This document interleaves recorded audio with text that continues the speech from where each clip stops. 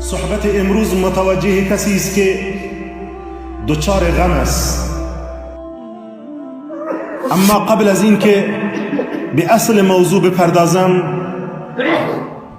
باید بدانیم رسول خدا صلی الله علیه و سلم هم غم داشتند، اما یادتان باشد غم هر انسان به اندازه شخصیت هر انسان است. غم هر انسان به اندازه ایمان او است.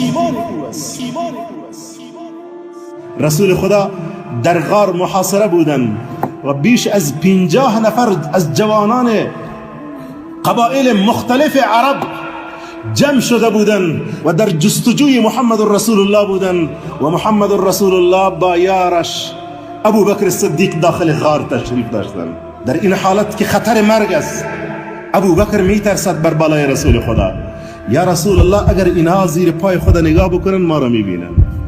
میدانین رسول خدا صلی الله علیه و سلم چی میگوید؟ یا ابا بکر ما ظنك باثنان الله ثالثهما لا تحزن ان الله معنا. ابو بکر چه فکر میکنین در مورد آن دو نفر که سوم آنها الله است؟ لا تحزن ان الله معنا. ابو بکر غمگین مباش که الله با ماست. لا تحزن، جمله‌ای که رسول خدا صلی الله علیه و سلم در آن لحظه گفتن الان از 1400 سال پیش در قرآن خوانده می شود. ثانی اثنین اذ هما فی الغار اذ یقول لصاحبه لا تحزن ان الله معنا. هنگامی که به یارش میگوید غمگین مباش ابو بکر، ان الله معنا، الله با ماست. یک جمله کوتاه با مفهوم بسیار وسیع.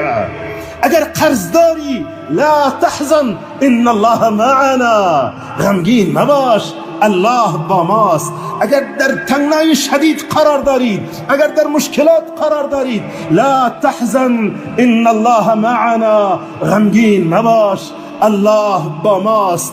اگر میخواهید در طلب رزق و روزی هستید و مشکلات دارید لا تحزن ان الله معنا.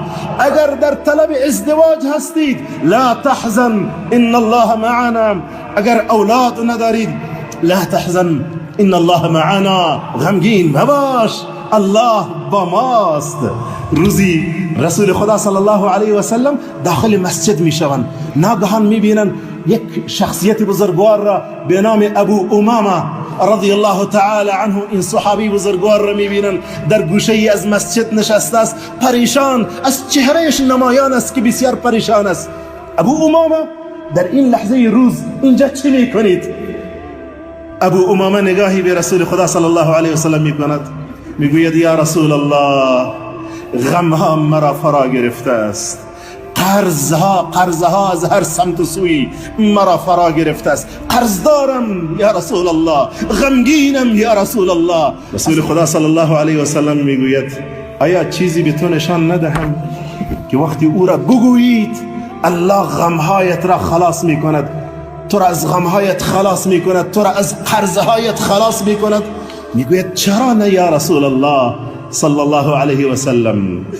ان حضرت صلی الله علیه و سلم میگوید هنگام صبح و شب بگو اللهم اعوذ بك من الهم والحزن، پروردگار من پناه میبرم به سوی تو از غم و اندوه، و اعوذ بك من العجز والکسل، پروردگار من پناه میبرم به سوی تو از اینکه عاجز شوم و از سست شدن، و اعوذ بك من الجبن و من البخل، پروردگار من از بزدل شدن و بخل ما پناه میبرم به سوی تو، و اعوذ بك من غلبة الدین و قهر الرجال، و ما پناه میبرم به سوی تو از اینکه من مدیون شوم و قرضدار، و اینکه مردان بر من غلبه بکنن و من مظلوم باشم.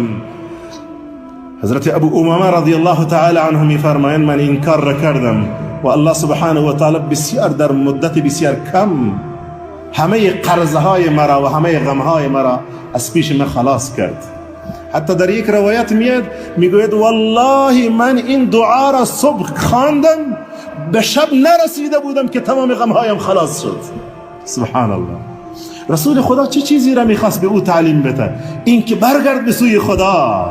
فقط کافی است یک انسان بگوید یا الله و الله بگوید لبیک یا عبدی، بنده ام در خدمتم. شما کدام پادشاه را دیده این در روی زمین؟ کدام پادشاه را دیده این؟ کدام رئیس جمهور را دیده این که رعیتش بگوید که پادشاه و او بگوید لبیک، رئیس جمهور بگوید لبیک؟ اما ملک الملوک، پادشاه پادشاهان، از آسمان ها صدا میزند لبیک یا عبدی، بنده ام، من در خدمت هستم. وقتی بخواهید پادشاهی از پادشاهان را ملاقات بکنید چقدر وقتتان میگیرد؟ اگر یک ماه نباشد حداقل یک هفته. اما در میان تو و در میان پروردگارت و برای ملاقاتش همین قدر کافی است که سرت را به سجده بمانید. همین قدر کافی است که برگردید به سوی او و بگویید یا رب.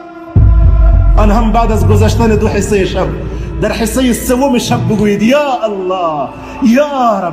هیچ واسطه ای نیاز نیست، هیچ کسی نیاز نیست که به واسطه کنی در میان تو و در میان او واسطه باشد. و بسیار خوش می شود وقتی تو می گویید یا رب. نزدیکترین حالت تو وقتی که با او نزدیک می شوید میدانی چه وقت است؟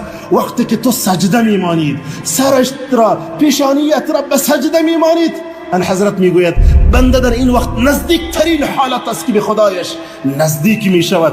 واسجد واقترب. الله به پیامبرش میگوید پیامبر سجده کن و خود را به خدایت نزدیک کن. واسجد واقترب. این دستور به پیامبر است. رزق و روزی میخواهید سجده کن، اولاد میخواهید سجده کن، مال و منال میخواهید سجده کن، فرزند میخواهید سجده کن، دنبال حل مشکلات خود هستید سجده کن. برگرد به سوی خدایت. فراخی دنیا و آخرت را میخواهی سجده کن، برگرد به سوی خدایت. روزی یک انسان مشرک در مقابل بتش قرار میگیرد و دستایش را بلند میکند، میگوید یا صنم اغثنی، یا صنم اغثنی. ای بت به فریاد ما برس، ای بت به فریاد ما برس. در روایتی آمده است شب میگذرد، تاریک میشود، خسته میشود، تکرار میکند مرتب یا صنم اغثنی، یا صنم اغثنی. ای بت به فریاد ما برس، ای بت به فریاد ما برس. یک بار همینطور که چشمانش بسته می شود، یک بار به زبانش میاد یا صمد اغثنی. الله میگوید لبیک یا عبدی. اشتباهان و خطاان از زبانش میبراید یا صمد. صمد یعنی ذات بی‌نیاز. ملائکه میگوین پروردگارا این انسان مشرک و کافر است، به خطا گفت یا صمد. الله میگوید هرچند که به خطا گفته است اجیب دعوت عبدی، من اجابت میکنم دعای بنده ام را. و سپس میگوید هل فی الوجود، هل فی الوجود صمد و سوایی. آیا در کون، در تمام مخلوقات، در تمام موجودات صمدی غیر از من وجود دارد؟ ذاتی بی نیازی غیر از من وجود دارد؟ یعنی کسی دیگر غیر از من نیست. او مرا صدا زد، او گفت یا صمد اغثنی.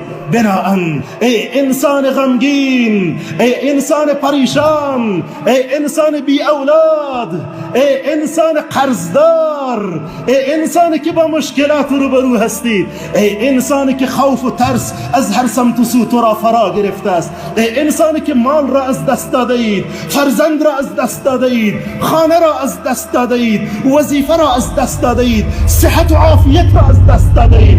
و توکل علی الله. توکل کن بر خدایت.